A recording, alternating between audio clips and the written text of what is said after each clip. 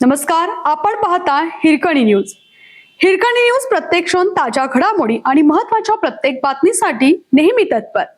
फसवणुकीचा गुन्हा दाखल करत नाही, अधिकाऱ्यांच्या नावे 7 लाखाची लाच मागितली, हवालदार कॉन्स्टेबलवर गुन्हा दाखल.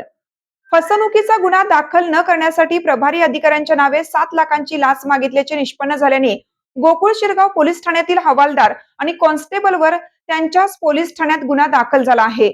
हवालदार नितेश मारुती कांबळे राहणार दर्याचे वडगाव तालुका करवीर आणि कॉन्स्टेबल एजाज मोहम्मद शेख राहणार कर्नूर तालुका कागल अशी गुन्हा दाखल झालेल्या दोघांची नावे आहेत.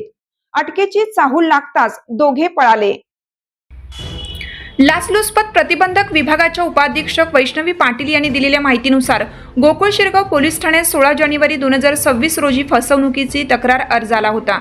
हवालदार नितेश कांबळे यांनी त्यातील संशयित आरोपीला पोलीस ठाण्यात बोलावून चौकशी केली.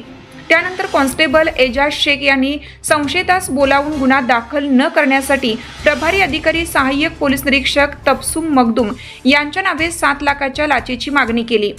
4 लाखांवर तडजोड होऊन 2 दिवसात लाचेची रक्कम पोहोच करण्याचे ठरले होते. याबाबत संशयिताने त्याच दिवशी लाचलुचपत प्रतिबंधक विभागात तक्रार दिली.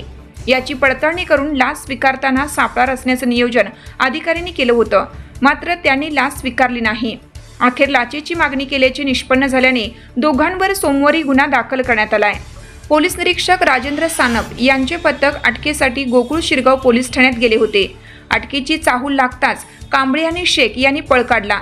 दोघांचा शोध सुरू असून त्यांच्या घरांची झडती घेण्याचं काम सुरू असल्याची माहिती उपाधीक्षक पाटील यांनी दिली. गोकुळ शिरगाव पोलीस ठाण्याच्या प्रभारी अधिकारी सहाय्यक पोलीस निरीक्षक तबसुम मखदूम यांच्या नावे लाचेची मागणी झाली होती. त्यामुळे त्यांचा यात सहभाग आहे का याची पडताळणी करण्याचे काम लाचलुचपत प्रतिबंधक विभागाकडून सुरू आहे. सहभागाचे पुरावे मिळाल्यास त्यांच्यावरही कारवाई होण्याची शक्यता वरिष्ठ अधिकाऱ्यांनी वर्तवली आहे.